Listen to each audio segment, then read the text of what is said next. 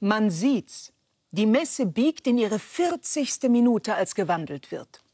Das Wasser in Wein zu Blut, das Brot als Hostie zu Leib. Glockengeklingel, Ministrant tritt immer hinten auf die Kutte, wenn er sich erhebt. Da ist viel Leib am Werk. Jesus, ein Fremder an einem Holzkreuz, hat einen schlimmen Schnitt in der Seite. Seit tausenden Jahren verbindet den keiner. Das ist schon fahrlässig. Ein Mann wie ein Briefkasten dadurch, Kummerkasten aus Holz mit Schlitz. Gut, dass hier alles gewandelt wird, werden Sorgen, Gesänge. Mein Name ist Nora Gomringer, von mir stammt das eben gehörte Gedicht. Ich freue mich sehr, Gast sein zu dürfen in der Sternstunde Religion mit Olivia Röllin. Ja, gerne. Schön, dass Sie hier sind, Nora Gomringer. Und schön, dass auch Sie hier sind, liebe Zuschauerinnen und Zuschauer. Die Dichterin Nora Gomringer ist heute hier, um mit mir über Trauer, Tod und religiöse Sehnsüchte zu sprechen. Ja, Frau Gomringer, Sie haben gerade vorgelesen in Ihrem Gedicht über den Wandel in der Kirche, dass dort Sorgen zu Gesängen werden. Werden denn die Sorgen in Musikform leichter? Vielleicht etwas unverständlicher aufs erste Mal. Viele Menschen besuchen den Gottesdienst und eigentlich ist ja auch der Kern des Gottesdienstes die Wandlung. Die Hoffnung darauf, dass man sich selbst wandelt, indem man eben auch immer wieder Christus akzeptiert und aufnimmt. Geradezu kannibalistisch, wenn man über unsere Religion ein bisschen nachdenkt und auch ein bisschen Ironie anwenden sich traut. Aber in der Tat ist im Gottesdienst das große Geheimnis die Wandlung. Und ob die Gesänge und die Sorgen, also ob Sorgen tatsächlich in Gesänge umgewandelt werden können, das weiß ich nicht. In der Tat passiert es aber öfter, sodass man das Gefühl hat, indem ich etwas zu einem Gesang wandle, wird es auch ein bisschen ephemerer, wird es leichter. Aber das ist nur erste Sicht auf die Dinge. Ja, ich habe mich das eben schon auch gefragt, weil wenn ich an die großen Requien von Mozart bis über Brahms nachdenke, ob da wirklich vielleicht die schönsten Gesänge tatsächlich eben aus den größten Sorgen entstehen. Sicherlich als Schreibanlass und als Kompositionsanlass immer wieder der Schmerz, die Hoffnung, die Trauer, der Wunsch nach Transformation und Transportation. Aber wenn ich so an den Gottesdienst heute und jetzt denke, habe ich mir schon oft gedacht, ein bisschen gesetzteres Wort in der Predigt würde mich durchaus mehr ansprechen als eine Verwendung bestimmter Lieder, auch in bestimmter Folge immer wieder. Ich weiß nicht, für viele Menschen ein Trost, für mich bräuchte es ein bisschen direktere Ansprache manchmal im Gottesdienst. Sie sind in den Nationalfarben der Ukraine angezogen. Ja.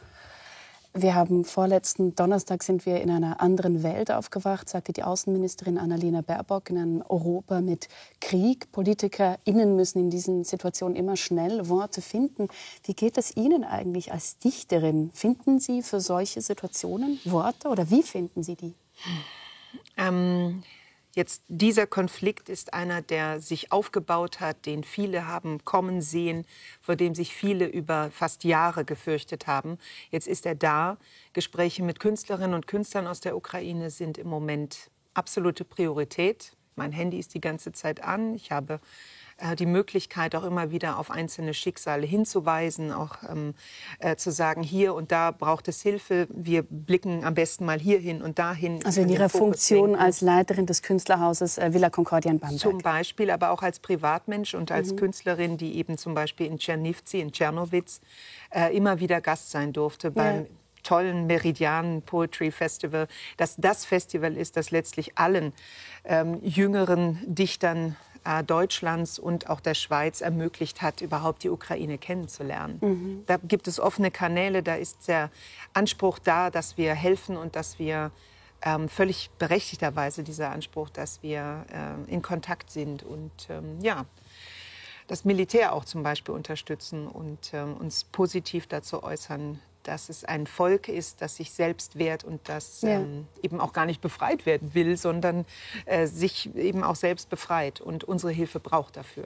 Sie haben sich ja auch mit menschlichen Ängsten beschäftigt in Ihrer Trilogie Morbus. Monster, da beginnt's. Tada. Monster, Morbus und Moden. Eben, da geht es auch, eben, wie der Name schon sagt, um Monster, um Krankheiten. Was haben Sie dabei über diese menschlichen Ängste denn gelernt? Ich glaube, aus einem bestimmten Lernprozess heraus schon habe ich diese Gedichte dann geschrieben, auch um etwas abschließen zu können. Ich habe mich im wahrsten Sinne damit beschäftigt, was den Menschen Angst macht, welche Urbilder der Ängste gibt es, wie tief sind die in uns drin. Manche geben ja sogar von der Epigenetik aus und sagen, letztlich wird alles irgendwie immer weiter gegeben in Blut und Fasson des Körpers und der Seele. Und in diesen sehr poppig aufgemachten Büchern wollte ich eigentlich Themen, die zum Teil gar keine Popularität finden, auch aufmachen. Wie im wahrsten Sinne wie einen Aufmacher auch behandeln. Und das Interessante war, dass durch die Corona-Wehen der letzten Monate und ja schon Jahre dann so ein Buch wie Morbus eine seltsame Aktualität auch bekommt. Da schreiben Sie eben über verschiedene Genau, Krankheiten. 25 Krankheiten. Ja. Würden Sie denn sagen, Sie sind ein ängstlicher Mensch?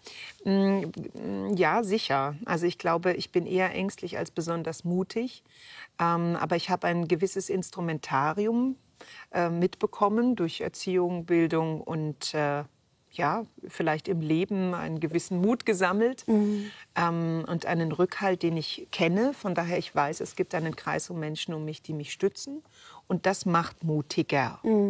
Und die Mittel, die man hat, die, ja, finde ich, soll und muss man nutzen. Ich bin noch weit weg davon, mich eine Aktivistin zu nennen, aber ich bin auf jeden Fall eine Beobachterin und eine Stützerin. Ja. Ich unterstütze gerne. Wenn Sie sprechen vom Instrumentarium und ich nochmal den Fokus auf die Musik lege, das würde mich interessieren. Sie haben ja selber auch einen speziellen Bezug zur Musik. Sie dichten ja nicht nur, Sie sind nicht nur Autorin, sondern Sie singen die Texte auch immer wieder ein. Und von Friedrich Nietzsche gibt es den bekannten Satz, ohne Musik wäre das Leben ein Irrtum. Der Satz geht aber noch weiter, nämlich der Deutsche denkt sich seinen Gott gar Lieder singend. Wie würden Sie das für sich beschreiben? Singt Ihr Gott auch Lieder und für wen? Ob er Lieder singt, das kann ich nicht sagen. Man hat ja manchmal das Gefühl, ein bitteres Spottlied würde über einem erklingen, nicht? Wenn man die Schöpfung betrachtet und wie viele Fehler immer wieder im Laufe der Evolution gemacht werden und immer wieder. Aber ich bin nicht so pessimistisch.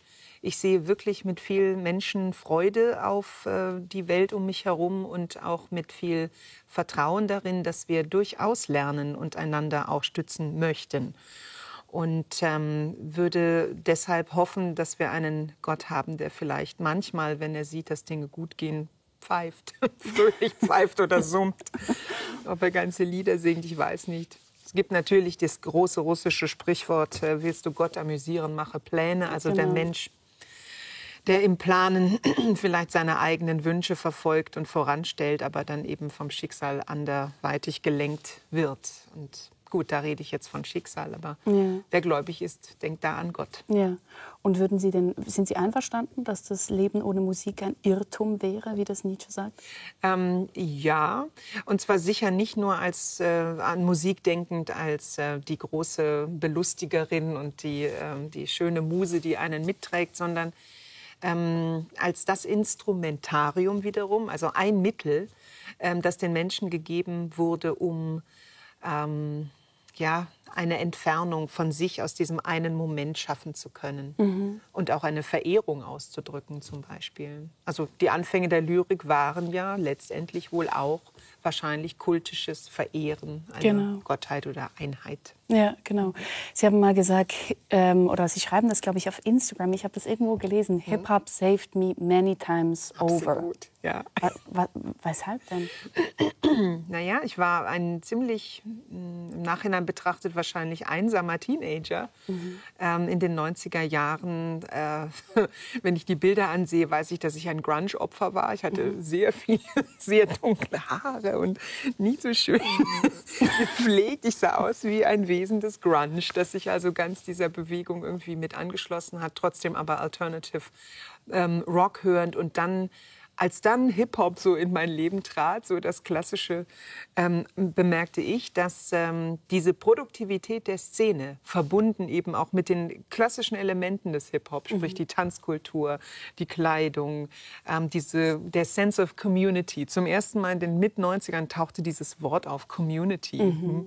Und ich schloss mich ein bisschen an, war immer so an der Seite und betrachtete, war nie cool genug für irgendetwas, aber fand in genau dieser Musik und dieser Richtung Halt. Ja. Und ja, auch aktivierenden Rhythmus. Ich fand's super und bin jetzt noch glücklich, mit ganz vielen Leuten aus dem Hip-Hop arbeiten zu dürfen, weil ich irgendwie festgestellt habe, cool mag ich nicht sein, aber das, was ich mache, der wirkliche Schwerpunkt auf Sprache und wie man Worte setzt aneinander, um Wirkung zu erzielen, ist natürlich was Rapper zum Beispiel immer interessiert. Und die Menschen, mit denen ich CDs zum Beispiel mache, sind meistens Menschen des Hip-Hop, weil sie gut auf Sprache hören. Ja, also da ist es natürlich die Nähe von der Dichtung zum Rap, jetzt jedenfalls Absolut, als Teil der Hip-Hop-Kultur, ist ja sehr groß. Was macht denn für Sie, weil Sie das jetzt mehrmals gesagt haben, was macht denn für Sie Coolness aus, wenn Sie sagen, Sie seien nicht cool? Wahrscheinlich prägt sich der Begriff bei jedem Menschen sehr früh aus, wenn man jugendlich ist oder schon als Kind, wenn man Leute beobachtet, die man einfach gut findet, wo man das Gefühl hat, sowohl die projizierte Person, die sich da zeigt, als auch die Person an sich ist authentisch. Muss ja nicht heißen, dass sie wahrhaftig ist, aber sie ist authentisch. Und, Realness im Hip-Hop. Realness, genau.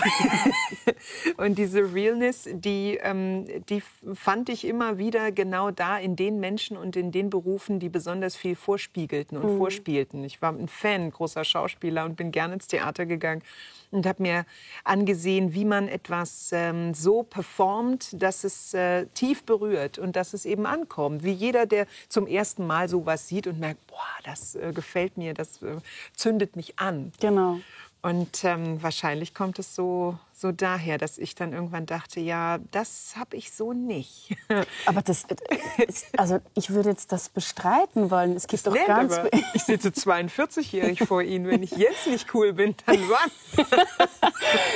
Weil es gibt doch bestimmt unheimlich viele Leute, die eben so zu dieser Nora Gomringer aufschauen und denken, boah, die ist so cool. Das ist nett und gut. Und das habe ich mir auch quasi erarbeitet. Aber es gibt natürlich auch immer noch Phasen der Unsicherheit, des Nichtwissen wie, des sich durch Arroganz schützen. Das gibt es auch. Also das eine bestimmte Attitüde einnehmen, damit man einfach nicht bestimmte Nähezustände dann erleben muss, die man nicht erträgt und so. Also irgendwann kennt man sich ja dann auch, kennt sich auch wie man ist im Kontakt mit Öffentlichkeit und so. Und dann versucht man immer wieder auch ein bisschen zu justieren und trotzdem authentisch zu bleiben. Das ist schon ein Wunsch und das kommt von dieser Hip-Hop-Realness. Dann danken wir dem Hip-Hop, ja. Wir versuchen ich zumindest habe schon seit 2 Jahren versucht, dieses Gespräch zu realisieren. Dazwischen kam eine globale Pandemie, aber auch das Leben bzw. eher das Sterben oder den Tod. Sie haben innerhalb von kurzer Zeit 2 enge und für Sie sehr liebe Menschen verloren. 2019 Tim und dann Ende 2020 Ihre Mutter, Nortrud Gomringer. Sind diese Sorgen für Sie schon, um jetzt diese Metapher von davor wieder aufzunehmen, schon etwas zu Musik geworden? Seltsam, wie unterschiedlich Trauerprozesse sind, je nachdem, wer der Gegenstand und was der Gegenstand der Trauer tatsächlich ist. Menschen, die jetzt ihre Heimat aufgeben müssen, trauern sicher ganz anders und vor allem auch in anderen Phasen, sind jetzt noch aktiviert und müssen etwas tun und können etwas tun. Sobald ein Mensch stirbt, ist etwas abgeschnitten. Ja. Und ich konnte Tim Gedichte quasi hinterherrufen und eben danach schreiben, aber meiner Mutter noch gar nicht. Ich habe eine richtige Schreibkrise seitdem. Es geht ganz zögerlich, langsam und sehr zäh voran. Und es ist auch so, dass ich jeden Druck mir einfach erlaubt habe, von mir abzunehmen. Ich muss derzeit nichts schreiben, vor allem nichts darüber schreiben, wie es ist, die Mutter zu verlieren. Und Meine Mutter war eine spezielle, lustige, herzliche, auch sehr strenge Person, die sehr viel Literatur befördert hat, generell und vor allem in meinem Leben. Und ich habe mich irgendwann gefragt, warum ich eigentlich schreibe, was immer mein Schreibanlass ist, woher kommt es denn? Und fast so ein bisschen wie bei Harpe Kerkeling, der mal gesagt hat, ich war eigentlich immer lustig und aufgedreht, um meine Mutter zu erheitern, kann ich sagen, ich habe geschrieben, um meiner Mutter zu gefallen. War meine erste Leserin, war immer da, hat sich interessiert und hat gefördert und sich gefreut und war benevolent. Und dieser Mensch fehlt jetzt. Ich muss erst mal wieder herausfinden, warum ich eigentlich schreiben sollte und warum ich schreiben will. Es hat sich sicher auch über die Jahre verändert. Ich habe dann irgendwann auch geschrieben, weil es in der Tat mir natürlich ein Bedürfnis und eine Freude ist. Und es ist auch schön, ein Buch zu haben und Publikum begegnen zu dürfen. Aber so ein tiefer innerer Grund, manchmal ist es ja auch, sind es andere Anlässe. Man will sich freischreiben, das hatte ich alles nicht. Ich wollte spielerisch und lockend sein mit der Literatur. Und im Moment fehlt mir das Spielerische und auch der Wille zum Locken. Also das ist sehr schön, was Sie sagen. Und das habe ich mich eben genau im Vorfeld gefragt, weil ich gelesen habe, dass Sie sagen, Sie hätten eigentlich, der Grund, weshalb Sie zu schreiben begonnen haben, war die Mutter. Also sie hat Ihnen ja auch immer viel, Sie haben da ein schönes Bild, viel aus der Badewanne, der einzige Raum im ganzen Haus, der warm war, aus der Badewanne hinaus Gedichte vorgelesen. Genau, meine Mama, die saß abends schaumbedeckt in der Badewanne mit einer Spitze rauchend, so eine schöne Zigarettenspitze, und in der anderen Hand entweder ein Band Rückert-Gedichte oder Heinrich Heine ganz viel, Märchen, Haufsche, Grimmsche und dann irgendwann Gretchen Sackmeier von Christine Nöstlinger. Und insofern wurde ich relativ früh und sehr strikt in einen intellektuellen Feminismus auch hineingeleitet durch meine Mama. Sie haben da auch ganz viele Heine-Gedichte dann auswendig gekonnt, oder? Ja. Können Sie das heute noch? Ja. Rezitieren Sie die regelmäßig? Ja, tue ich. Und mit großer Wonne und mit Dankbarkeit, denn ich habe schon früh gemerkt, dass eben für so einen einsamen Teenager so ein paar Gedichte, die er so im Hinterstübchen und im Herzen hat, die ihn wirklich ein bisschen fortifizieren können und schützen. Und das merkt man ja, junge Menschen sind absolute Musikliebhaber. Keiner, der nicht irgendwo sitzt und Knöpfe im Ohr hat und hört und sich woanders hin transportieren lässt. Und so war das mit den Gedichten für mich auch. Die waren gar nicht so hochtrabend und nicht alle immer so besonders. Aber es ist was Tolles, vor sich hin Gedichte aufsagen zu können, wenn man zum Beispiel in einer unheimlichen Situation ist oder man braucht etwas. So wie Menschen beten. Das Gebet ist für mich auch eine ständige, eine Kontaktaufnahme mit mir selbst. Ja, und Ihre Mutter hat es Ihnen quasi von Beginn weg weitergegeben. Wenn Sie mögen, erzählen Sie doch noch etwas darüber, was es bedeutet. Sie haben zu Beginn gesagt, das ist schon sehr unterschiedlich, je nachdem, wen man verliert. Und die Mutter, so stelle ich mir das vor, ist ja doch noch mal eine ganz spezielle Person, weil sie ist die Person, die einem am allerlängsten kennt überhaupt, weil sie trägt einem quasi im Bauch. Und jedenfalls, solange sie lebt, ist es die Bezugsperson, die einen am längsten kennt. Es ist die Person, die einen am längsten kennt und vielleicht auch die Beziehung, die am stärksten einer gewissen Manipulation auch anheimfallen kann. Nicht jeder Mensch hat eine gute Mutter, was auch immer das dann heißen mag, oder sagen wir eine gute Beziehung zu Eltern, zu Mutter, zum Vater. Das ist ja sowieso eine Konstellation, die sich durch das Leben hinweg verändert, wenn man überhaupt länger mit den Eltern leben darf. Es gibt ja wirklich auch Familien, die ab dem ersten Moment aufgelöst sind eigentlich und die Menschen wie Einzelpartikel zum Glück in bestimmten Staaten, Systemen, Ländern aufgehoben werden und sodass es Familien gibt, wo man hineinfindet. Bei mir war es ein eigentlich gutes Aufwachsen bei meinen Eltern, die beide wahnsinnig konzentriert waren auf ihre Arbeit jeweils. Und ich habe einen fröhlichen Intellektualismus kennengelernt, wo man das als absolute Bereicherung empfand, ein neues Buch, 3 neue Bücher mit heimzubringen und die dann zirkulieren zu lassen. Und hast du das gelesen, hast du das verstanden, wie siehst du das? Und so diskutierten und besprachen sich meine Eltern lange Jahre. Dann auch Jahre des Schweigens und des veränderten Familiengefüges.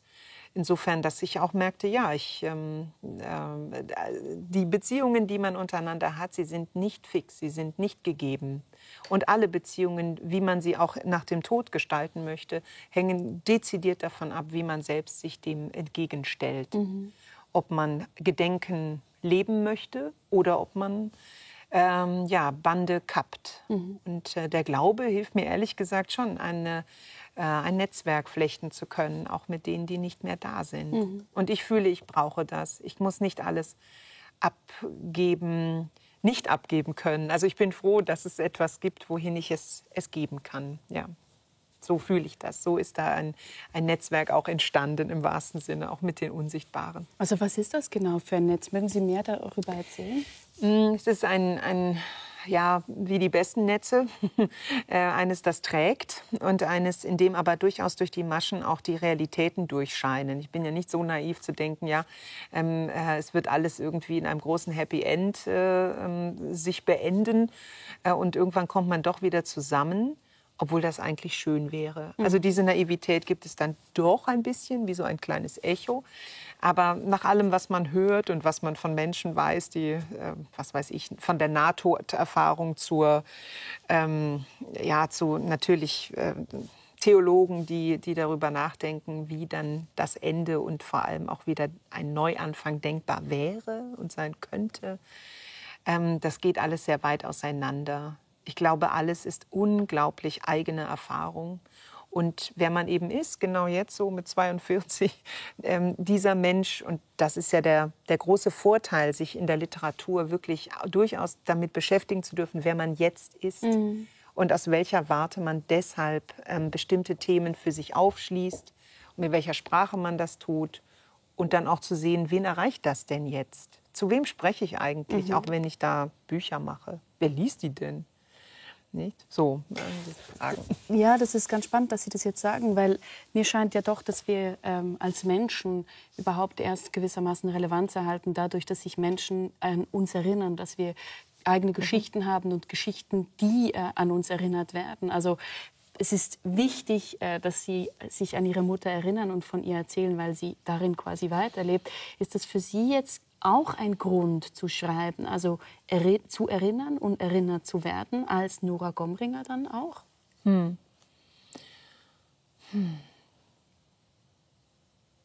Ich glaube, dass da einiges schon passiert ist. Wenn es mir darum ginge, dass ich quasi durch mein Geschriebenes in der Welt bleiben soll, das ist eigentlich abgeschlossen ab dem ersten Book on Demand, das man bei der öffentlichen Bibliothek abgibt. Die arme Bibliothek ist ja dann verpflichtet, das über viele Jahre, Jahrzehnte im Computer zu lassen. Also wenn es einem um diese Eitelkeitsbefriedigung ginge mit dem Schreiben, dann ist da auch schon viel passiert. Und ich glaube, also in 1, 2 Schulbüchern bin ich ja drin und so.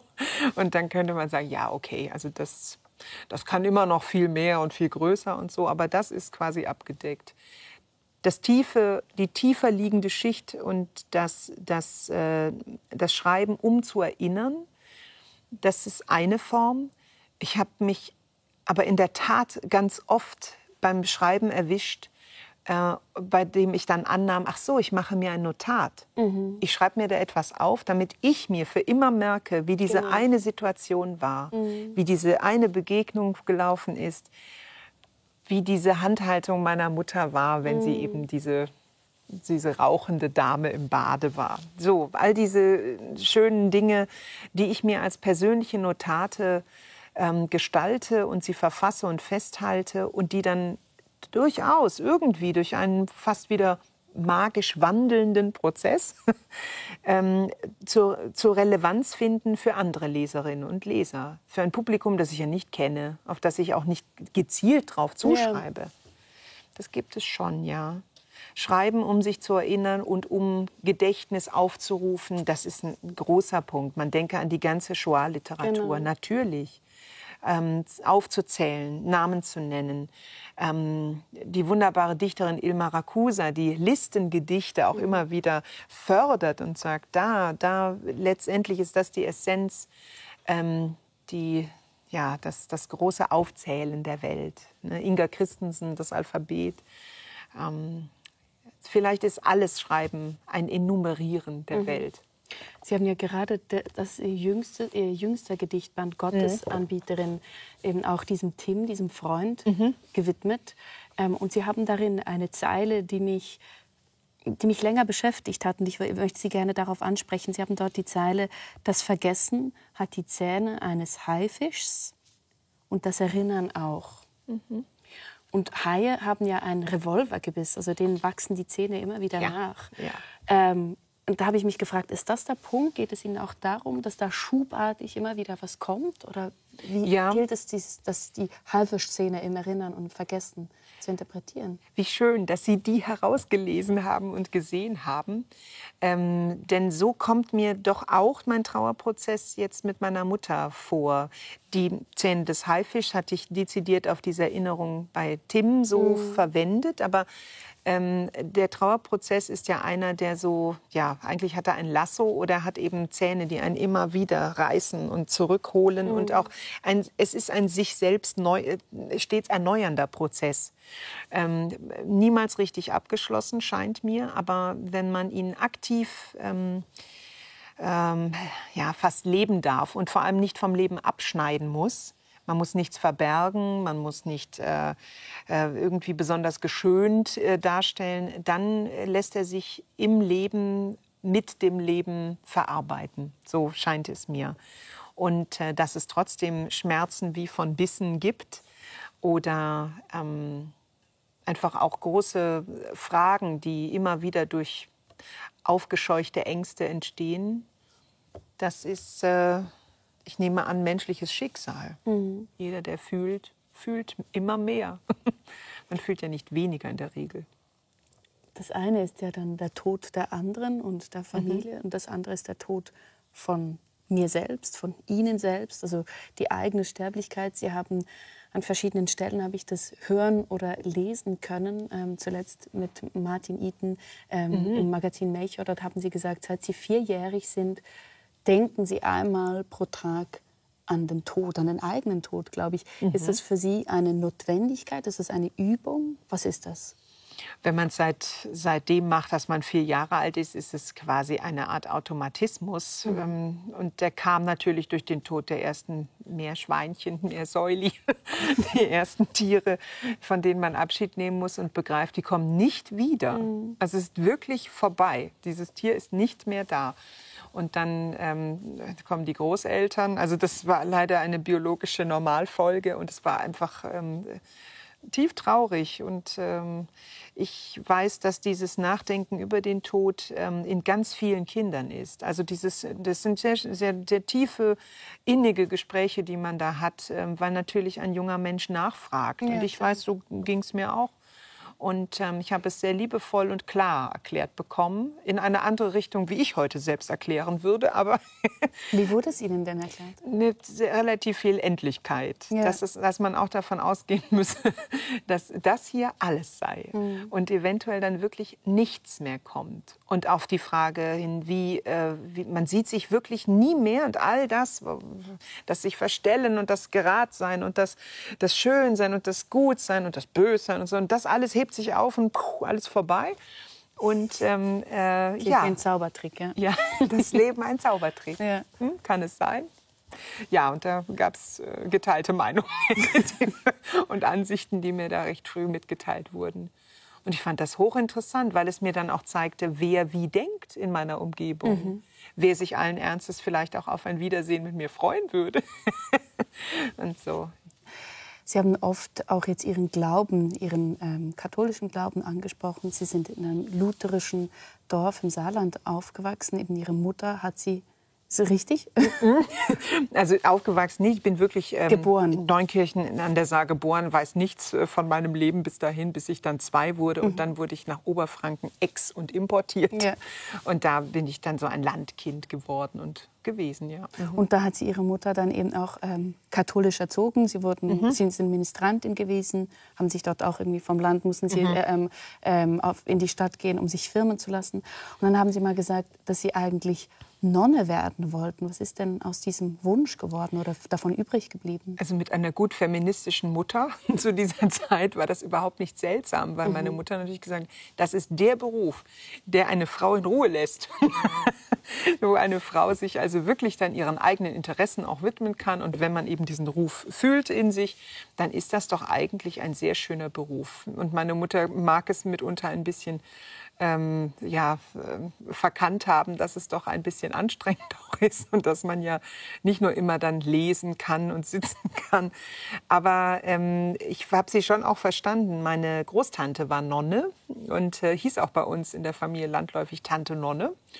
Und war ganz reizend und war ein gutes Beispiel davon, wie eben Intellektualität bei Frauen und Kirche sich durchaus verbunden hat. Meine Tante war Lehrerin für Physik und Chemie als Nonne im Habit und war halt im Kloster, in einer Klosterschule lehrend und war sicher sehr, sehr streng und nicht so besonders nett, aber das hat Eindruck gemacht. So kann ein Lebensentwurf eben auch aussehen. Und ich lerne immer mehr Frauen kennen, die das einem so zuraunen und sagen, ja, ich habe das auch mal so gedacht. Und so als Kind denkt man, ja toll, jeden Tag verkleidet.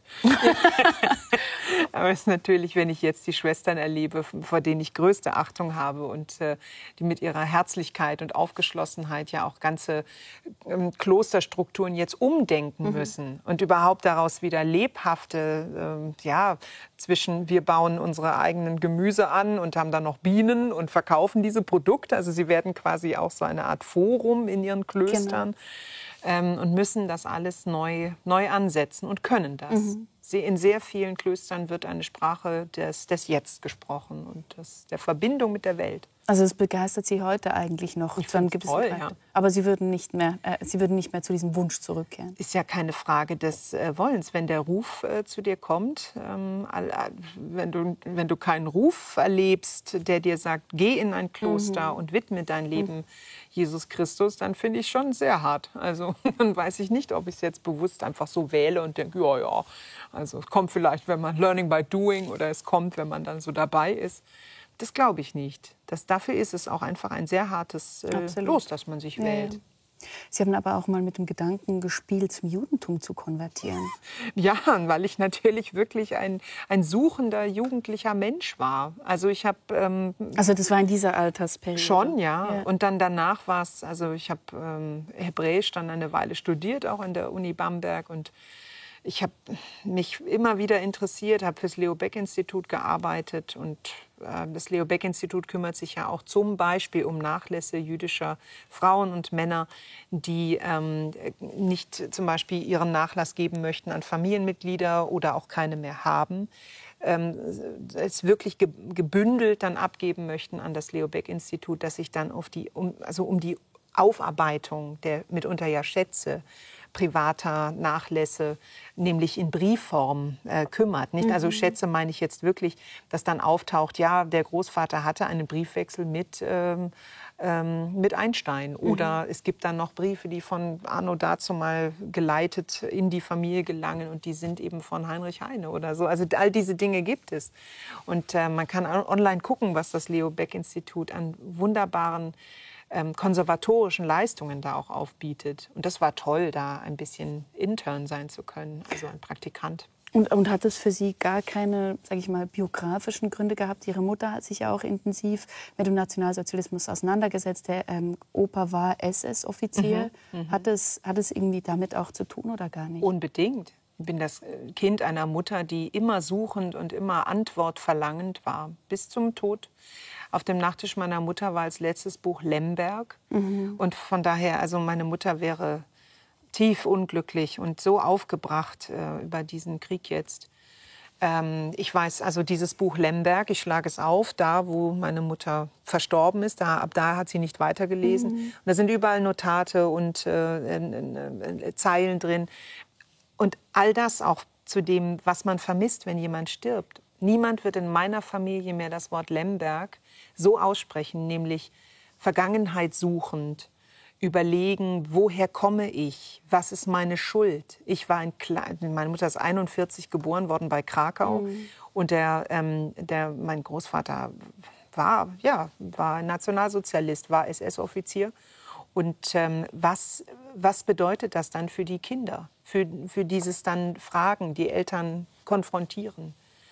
Mein Opa wurde nazifiziert als Arzt, hat wahnsinnig viel auch Geburtshilfe geleistet, war also dann in einer ländlicheren Region ein intensiv eingesetzter Arzt nach dem Krieg, war dann Zechenarzt und hat quasi mit dieser Vergangenheit parallelisiert irgendwie auch gelebt. Und es war Thema, aber ich war letztlich auch sehr jung dann irgendwie. Ja. Also 12, 13, 14, dann konnte man mit dem Opa schon nicht mehr so viel darüber sprechen.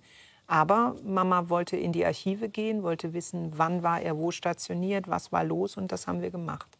Und das war erhellend. Und wie hat sich denn dieser, ich sage jetzt mal auch, Wunsch irgendwie zum Konvertieren zum Judentum gewandelt? Oder wie sind Sie da, also ich stelle mir vor, das ist ja doch ein Prozess, den man durchgeht, wenn man das ernsthaft überlegt. Oder waren Sie da? Also ja, aber jetzt, also als Kind aufgewachsen da auf dem Land in Oberfranken, da ist der nächste Rabbiner, wo man solche Wünsche hintragen könnte, wäre in Nürnberg. Ja. Und da muss man dann auch die Eltern dazu kriegen, dass man da so hin. Aber es hat sehr interessante Gespräche eröffnet dann mit meiner Mutter, die also ihren Katholizismus auch wiederentdeckt hat für sich, nachdem sie eigentlich aus der Kirche ja so verabschiedet wurde als geschiedene Frau, die sich wieder verheiratet hat und so weiter. Also noch wirklich eine sehr strenge Erfahrung gemacht hat da. Die dann mich gefragt hat, ja, wir können das schon einleiten, wenn das es ist, was dich wirklich greift. Aber denk darüber nach, wer wir sind und woher wir kommen und welche Tradition ich auch familiär mit dir begleiten kann. Du wärst das einzige jüdische Wesen dieser Familie. Und das fand ich interessant. So hatte ich nicht drüber nachgedacht. Ich habe gedacht, ich mache es aus voller Solidarität und als wäre es ein politischer Akt. Als könnte ich einfach konvertieren und da bin ich dann in vollem Ausdruck meines Mitgefühls und meines Dabeiseins. Als wäre das irgendwie denkbar und möglich. Ein junger Mensch. Ich habe es nicht bereut. Ich fand es sehr spannend in der Zeit und wollte auch mehr wissen. Und sehe jetzt, ich bin durchaus, Christin. Man sieht also diese Auseinandersetzung mit dem Religiösen, mit dem Göttlichen beginnt bei Ihnen eigentlich sehr früh schon. Und jetzt haben Sie diesen Gedichtband Gottesanbieterin geschrieben. Was oder wen bieten Sie hier Gott eigentlich an? Sind die Gedichte ein Angebot an Gott? Ist Ihr Glaube ein Angebot an Gott? Ich glaube, ich habe eher so diesen fast ironischen Ansatz des Marketender-Sein für Gott, als wäre Gott in der Auslage. Und ich sage, schaut doch mal hier.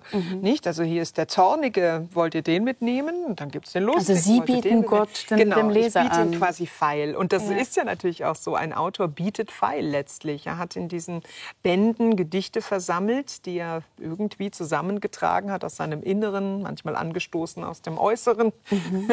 Und er stellt sie zusammen und legt sie auf den Markt. Und damit bietet man natürlich auch die Thematik an, die man eben mitbringt. Und in dem Fall.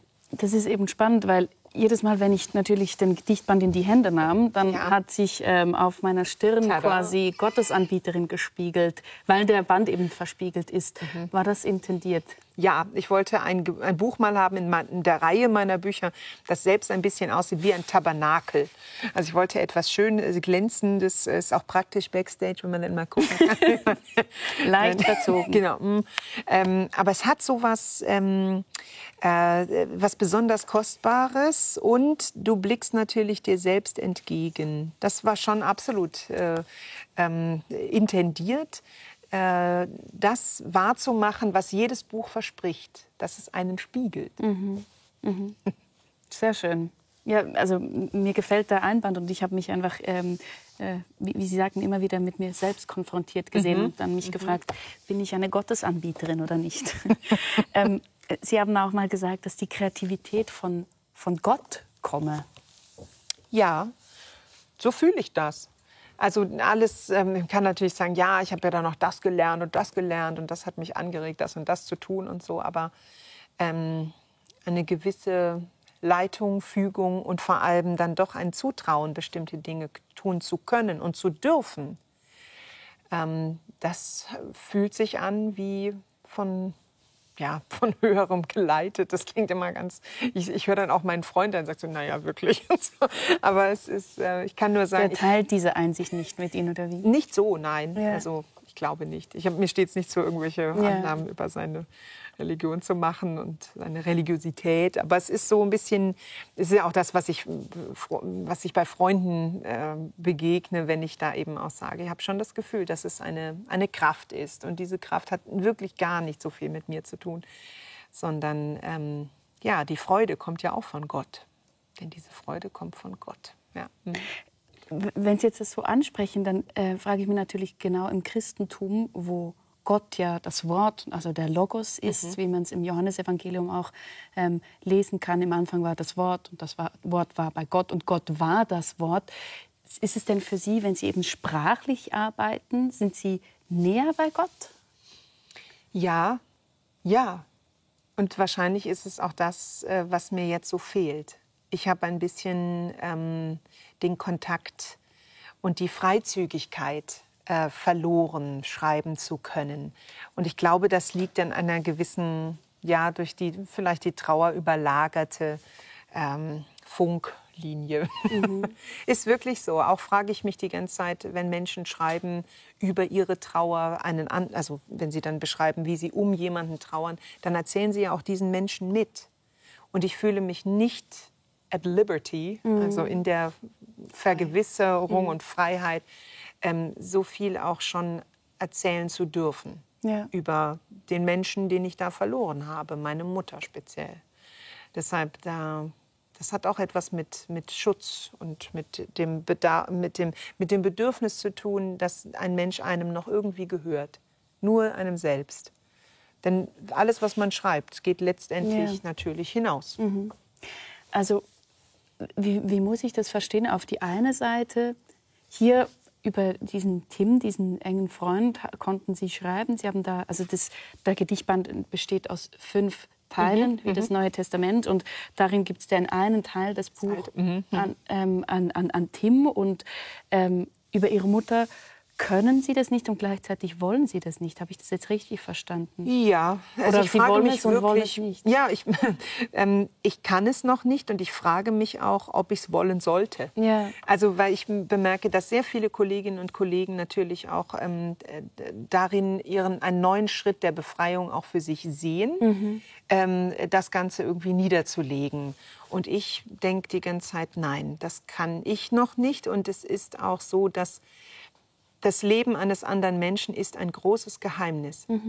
Ab dem Moment, wo die Kinder vielleicht meinen, sie wüssten was von den Eltern, sind die Eltern ihnen eigentlich längst fremd. Und das beginnt bei manchen Menschen sehr früh und bei manchen viel später. Manchmal erst nach dem Tod, dass sie bemerken, der Mensch, den ich da betraue, ist ein ganz anderer als der sich mir in den Akten, den Papieren, in diesen Zuschriften irgendwie darstellt. Und mit all diesen Realisationsprozessen muss man auch erst umgehen und das für sich erfahren.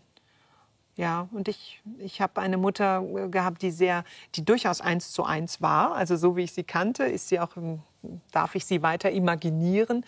Und trotzdem hat sie natürlich und ihre Existenz, ihr Leben, das hat auch ein großes Geheimnis, das gewahrt sein darf und muss vielleicht.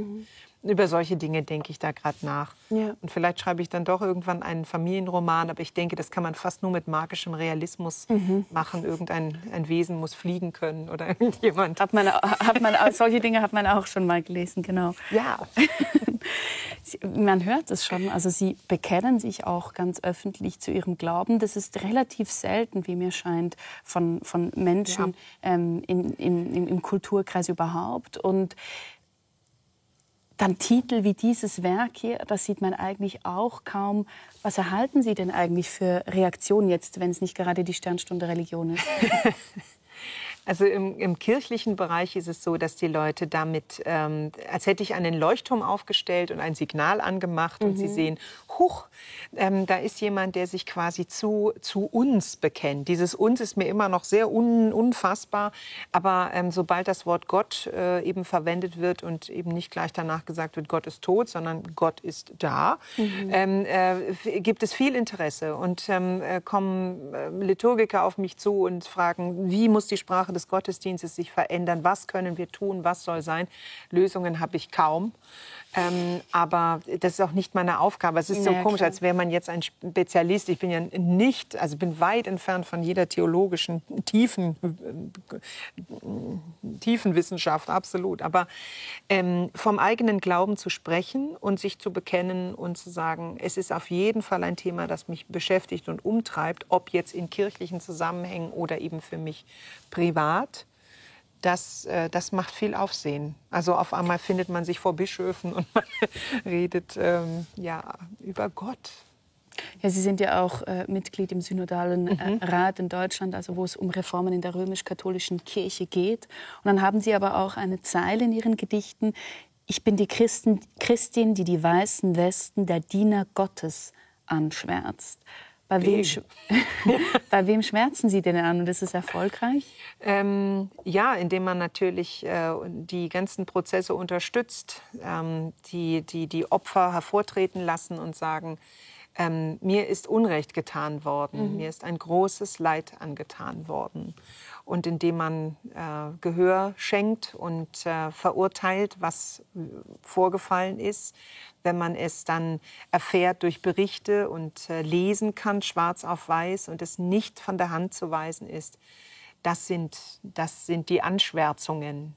Also persönlich stehe ich nicht da und wüsste von Fällen, lerne aber natürlich auch durch immer mehr kirchliche Beziehungen dann einfach auch Menschen kennen, die betroffen sind. Kenne auch Priester, kenne Kirchenmänner, die alles daran setzen, dass Aufklärung passiert, dass sich ein Wandel gestaltet, dass der nicht orchestriert wird von oben und irgendwie hinter allen Kulissen, sondern wirklich vom Kirchenvolk ausgehend eine Veränderung geschieht. Also Sie sind da positiv in Bezug auf diese Basisbewegung? Sehe ich schon so. Und ich staune da. Also ich bin ja jemand, der wirklich auch von außen kommt. Wie gesagt, ich bin nicht mal wahnsinnig engagiert in meiner Kirchengemeinde. Also gar nicht. Es gibt Zeiten, in denen ich bin umgezogen und wusste gar nicht, welche Kirche ist denn meine Gemeinde jetzt und so. Also es gibt ja viele junge Menschen, die dann auf einmal Post kriegen, seinen Pfarrbrief und denken, was? Die sind jetzt, okay, dann gehe ich da mal hin oder nicht. Also das ist auf jeden Fall eine Beziehung, der man sich mal stellen muss. Und für mich kommt es eben daher und dass man da eine Verbindung sucht auch. Ich habe eine sehr schöne Kindheitserfahrung gemacht mit der Kirche. Ich war da fröhlich und aufgehoben. Mögen Sie mehr zu dieser Bindung oder zu diesem emotionalen Bezug sagen, zu dieser Institution, die ja doch in der letzten Zeit primär durch negative Presse aufgefallen ist, die gerade in Deutschland rekordhohe Austrittszahlen zu verzeichnen hat? Werben für die Kirche ist seltsam und kann man, glaube ich, auch nicht, also nicht unter diesen Vorzeichen.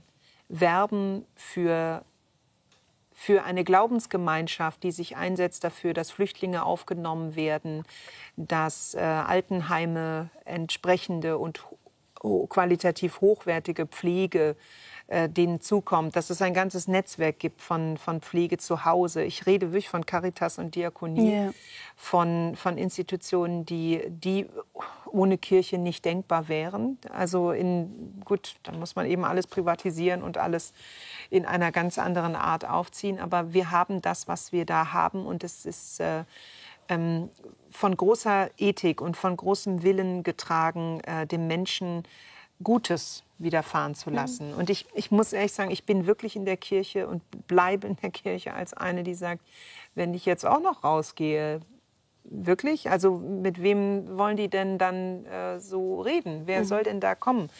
Und ich möchte gerne Teil sein dieses Wandels. Ich möchte nicht Teil sein des Stockens und ich bin so wütend, ich muss hinausgehen. Ja. Das eine ist ja die Institution und diese ganzen natürlich. Missstände. Das andere aber dann doch, dass man in einer Gesellschaft erkennen kann, dass Konzepte oder, sage ich mal, Begriffe wie Sünde, Erlösung und so weiter nicht mehr unbedingt im Lexikon eines modernen Menschen vorkommen. Mir scheint aber trotzdem, Sie haben da eine Nähe auch zu den Konzepten dahinter, oder wie stehen Sie dazu? Ich kann nur sagen, ja, die habe ich. Ich habe eine Nähe dazu. Und ich bin auch dankbar dafür, dass es allein als Künstlerin in Europa lebend, wie kann ich keinen kirchlichen Bezug haben? Ja. Die Kirche als große Kunstermöglicherin über die Jahrhunderte. Ich sehe mich da einfach auch in einer Tradition und in einem Verständnis, das tief europäisch ist. Europäisch und christlich, überhaupt religiös sein. Also auch ganz nach Nathan von mir aus, wirklich in allen Einflüssen des Jüdischen und des Islam. Es ist eine große Verantwortung, auch dahin immer wieder zurückzudenken. Ich bin überrascht, wie Menschen so weltlich werden können und auch sagen, brauche ich alles gar nicht, ist überhaupt nicht mein Ding und ich entferne mich davon. Finde ich sehr spannend, weil Sie sind ja, wir haben jetzt über Ihre Mutter gesprochen. Ihr Vater ist bisher noch nicht Thema geworden. Ihr Vater ist Eugen Gomringer, hat so quasi die konkrete Poesie begründet. Er sagt aber von sich eben, er ist entweder nicht religiös oder Pantheist, oder? Also Sie sind da aus zwei verschiedenen Stämmen quasi religiöser Art geschnitzt. Das stimmt.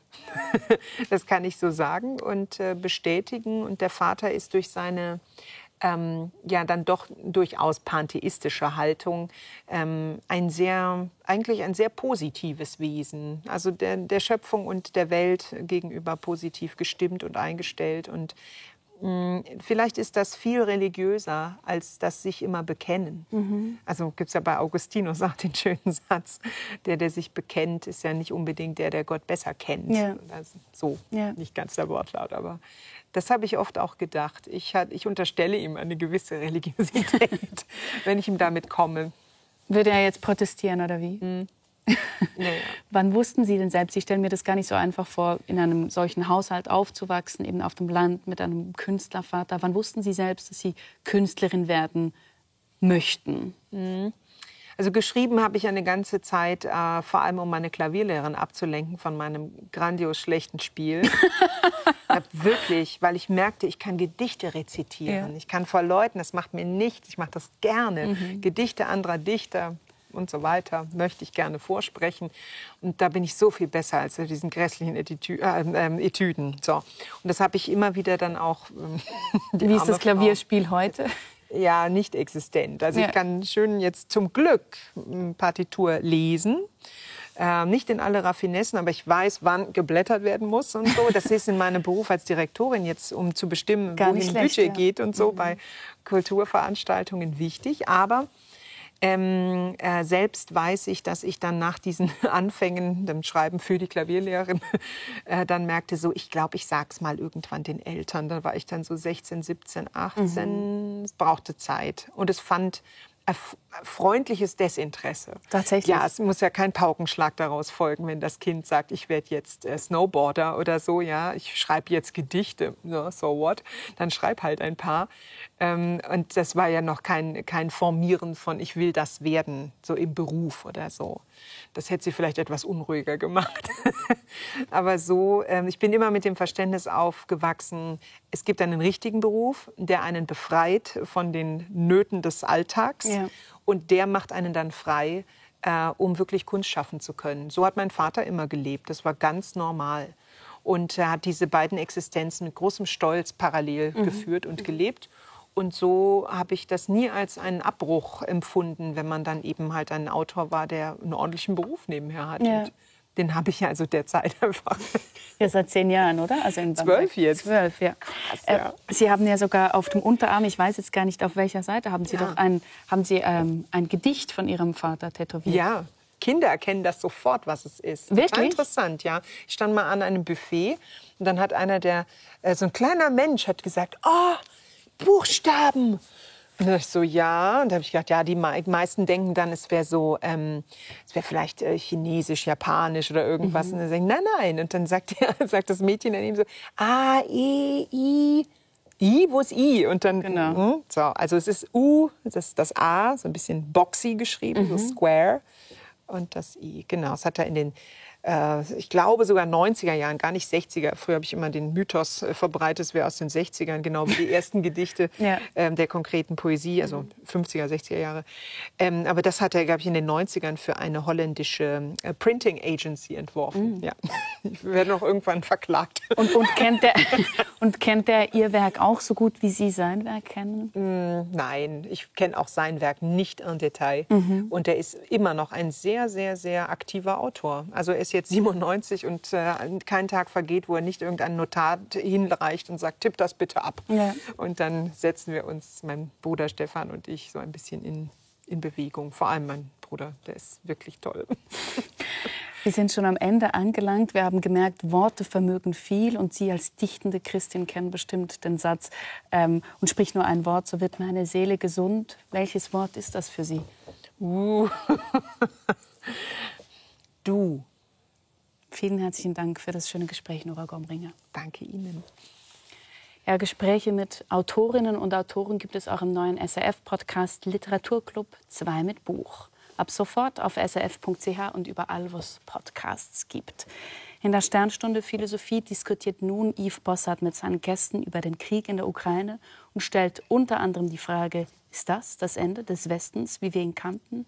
Wir sehen uns wieder in 2 Wochen. Bis dahin wünsche ich Ihnen alles Gute, bleiben Sie uns treu und bleiben Sie vor allem Dichterin Ihres eigenen Lebens. Kämst du heute, komm größer als Trump, komm ja nicht schwarz und nur in China asiatisch, komm männlich. Und wenn als Taube, nimm die weiße Variante, die Krüppelfüßigen vergiften sie in Städten. Komm an den Schläfen grau, aber nur dort. Komm so wie Clooney, kennst du den? Komm mit PR-Berater, lass dir von Williams ein Lied komponieren, das Beyoncé singt und in Deutschland die Fischer. Komm schnell. Komm noch vor Weihnachten in diesem Jahr. Und in Dresden, gib ihnen deinen Geist. Machst du das noch so? Komm auch auf YouTube und live. Unbedingt live. 12 Follower? Daran muss man arbeiten. Komm und sei auf Fragen gefasst. Komm, frag uns.